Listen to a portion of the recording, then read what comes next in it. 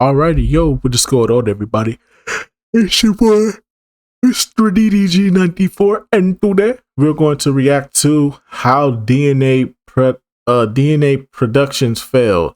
This is the studio behind Jimmy Neutron, so this is a rise and fall video with stage in hands. As always, we finna lock back in with the brother. I've been meaning to get back in tune with his videos. Puts out pretty good content. Make sure I go subscribe to his channel. And yeah, man, without further ado, let's get right into it. I just wanna catch my fish. Hey, man. Drive my truck. This guy Drink my stinks. Move this man. Not wake up. Okay. I want pie. Anyone else want pie? I want pie. Taco Shack.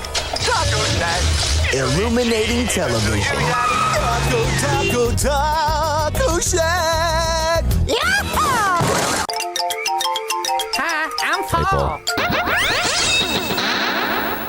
DNA, also known as Davis and Alcorn Productions, starts off with two people, John A. Davis, not him, and Keith Alcorn. John A. Davis was born in Dallas, Texas. As a child, he would do stop-motion animation using action figures and an 8mm camera. During his time at Southern Methodist University, he would be a part of the short film, The Bermuda Triangle. He would then graduate and work for K&H Productions and meet his business partner, Keith Alcorn. Alcorn would assist Davis in 2D animation work. Both animators would do animation for both Texas TV and commercials. Until 1987, the company would shut down. However, both animators would go into business as DNA Productions.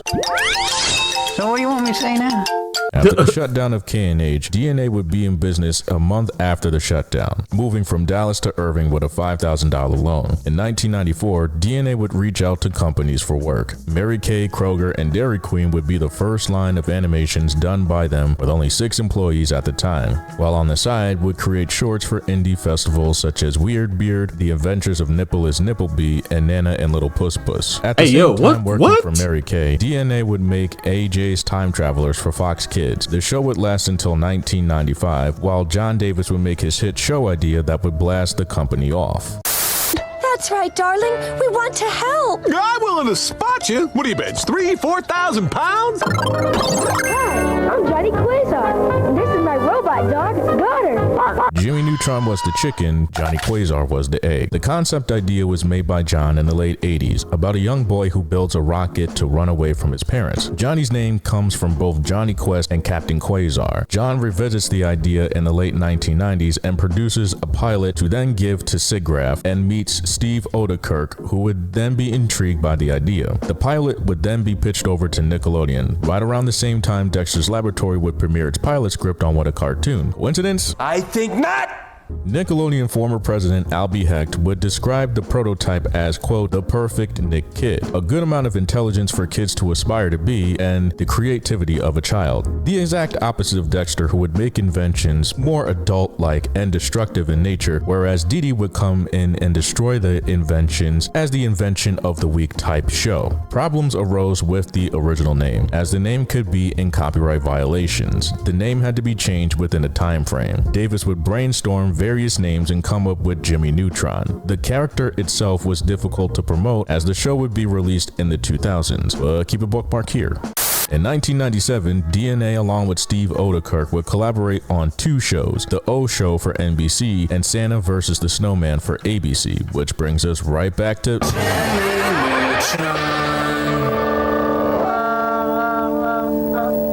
take all the history I just told you and go back here. Nick would be intrigued on the show and made Jimmy Neutron the next biggest show. Fun fact, the show itself was supposed to have the pilot aired on Kablam. It was rejected because of the high risk of putting a potential unknown too early in a multi-animated comic series. Davis would aim for a feature-length film rather than a TV show due to the test to see if kids would gravitate to Jimmy as a character to then make the spinoff, or reject the character outright. In order to hype up Jimmy, TV shorts were made. Nick would budget the movie at $30 million, and the production for the movie would make DNA and O Productions have 150 people working on the movie. In the original writings for the script and characters, Odekirk's daughter would come up with the inventions like burp soda, while the original Sheen was made to be Japanese, however ran into problems finding anyone to voice a Japanese American. Therefore, would change Sheen from Asian to Hispanic and casting then Hispanic American stand-up Jeff Garcia. Garcia. The voice of Jimmy R.I.P. Neutron went to half of the Rugrats voice acting cast until giving it to the jet plane. I mean Nurgle Jr.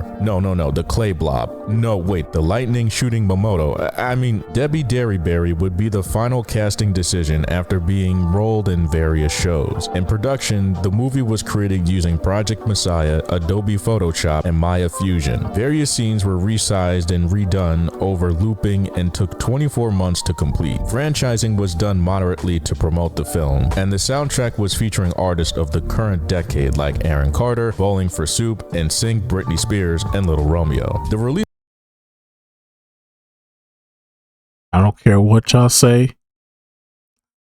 That 2000s version of Parents Just Don't Understand with Nick Cannon and Little Romeo and 3LW. Only one way to describe it, bro. 3 letters. 1 word. Ass. Hear me and hear me good, nigga. I'm here to double down. That shit is a 2-pack of ass. The fuck are you talking about? That shit stinks. Y'all will never convince me that that's better than the Will Smith version, the original version. Y'all will never convince me. They disrespected the fuck out the GOAT Will Smith, bro. Hell no. Hell no. Disrespected the fuck out the GOAT Will Smith. That weak ass version of that song. Nah, they don't understand. Nah, they don't understand. They don't get it. No, can you feel the all of the kids all across the... Shut up. Don't ever disrespect Will Smith like that. Will Smith the GOAT, nigga. Put some respect on that man's name. Don't disrespect that man like that. You know what happened? Y'all know what happened to the last nigga that disrespected him. Y'all remember what happened? Keep my wife's name out your fucking mouth. Keep my wife's name out your fucking mouth. of the movie was in 2001, but teaser trailers were on Rugrats in Paris in 2000 to finalize the hype. Trident, THQ, Burger King, and Nickelodeon would partner to make clothing and merchandise for the release of the movie. Jimmy Neutron would also appear on idents in various episodes of the show, altering the episodes to better hype the show. The movie was released December 21st, 2001, 7 months after Shrek and a month after Monsters, Inc. Jimmy Neutron reviews would come back positive, and kids loving the movie with the box office of $102.9 million, $1 million less than Rugrats in Paris, and not being able to compete with Monsters, Inc. and Shrek, which would... Oh no, they was never going to compete with them two, but this was still a good ass movie though. This was definitely a good ass movie. Jimmy Neutron movie was definitely a good ass movie, but it was never going to compete with Monsters, Inc. That shit goated. Come on, man. Monsters, Inc. That shit was goated. And Shrek... Play the music, bro. Just play the music.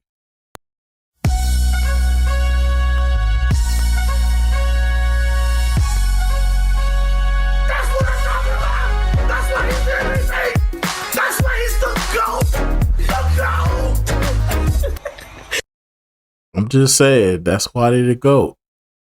Have $500,000 more in box office revenue, albeit able to compete with The Lord of the Rings, The Fellowship of the Ring, and Ocean's 11. Jimmy Neutron was nominated for an Academy Award but lost to Shrek. It was Nickelodeon's first movie to receive a nomination.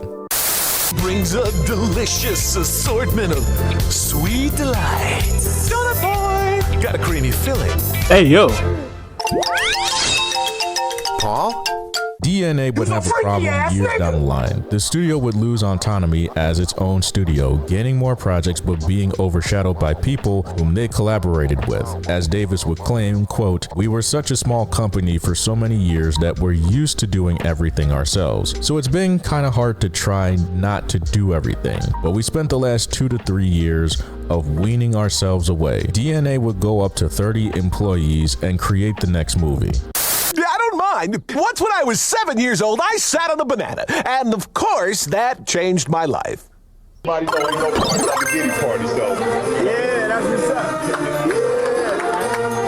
yo, Olive the Other Reindeer was a children's book by J. Otto Seibold and Vivian Walsh in 1997. The special would be made in 99, and the same time Futurama was made for Fox. DNA would collaborate with the Curiosity Company and Flower Films and would produce the show about a dog named Olive who would misinterpret the lyrics to the famous song Rudolph the Red-Nosed Reindeer. She would go on a quest after Santa's reindeer was unable to fly Christmas night. The show would blast in viewership on the first showing to 6.06 million viewers. It aired on Nickelodeon in 2001, then Cartoon Network in 2002. It aired on Christmas for a few years on the WB and the CW until 2012. DNA would also assist Odekirk in 1999's pilot of Barnyard, but was not a part of the movie in the later years. DNA would produce The Adventures of Jimmy Neutron Boy Genius in 2002, after the movie in 2001. The show would last 3 seasons and 3 specials. The mascot would change from Helix the cat to Paul the monkey, and to better explain this, I found an interview from this creator on Paul Clarehout. Shout out to this creator. Make sure you subscribe to him. Well, the voice tag was actually recorded for another project that Keith Alcorn was doing, and I think I did that while we were just testing the mic levels, and Keith was just saying, say stuff, say, hi, I'm Paul or something, and I was doing my Gomer Pyle impression and just goofing around in front of the mic.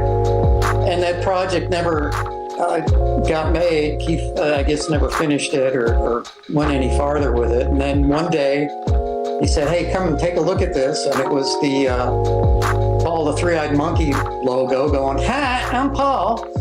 And that was it. So it's like, okay, I guess we're getting rid of Helix the cat, which was our original DNA logo, which is kind of too bad. I liked Helix, but, I'm honored to be Paul the Three-Eyed Monkey. So.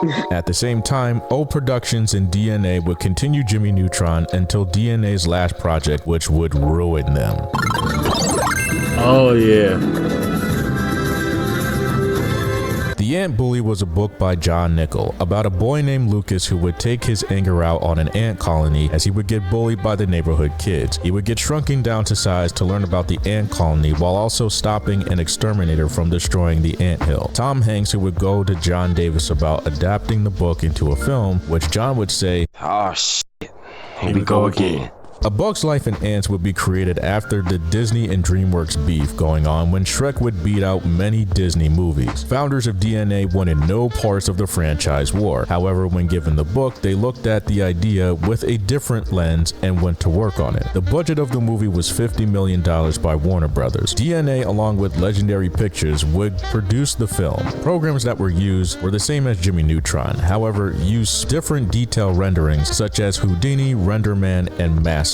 Ant Bully released July 28, 2006. Reviews came back not too good, while the box office would get $55.2 million, $5 million more than the budget. A video game would be made, but do just as poorly. After the Ant Bully did terribly in the box office, DNA was finished. 230 people were either laid off or sent over to Omation to work on Barnyard. A month after, DNA would close entirely, as they did not have any more commissions after Jimmy Neutron nor future prospects. It's safe to say that the Ant Bully was their final shot. DNA Productions, in the time that it came out, only made a handful of shows and movies that it was known for. The problem was putting Jimmy Neutron in a basket. Although Jimmy could have been on the level of SpongeBob, where it went wrong was not having more pilot scripts and many episodes playing on Nickelodeon. SpongeBob had a longer run, but Jimmy was an underrated niche to be picked up over time. Betting on Jimmy Neutron led them not to create anything more. In addition to that, upping their staff from double to triple digits was not going to end well. While most had a place to go after the closing, the staff only had Omation to go to, and we all know how that ended. DNA was a staple on Nickelodeon Animation, but its structure, much like some DNA, was unstable. Epilogue. Hey, yo. Oh, Sam. Hey, yo, what the fuck?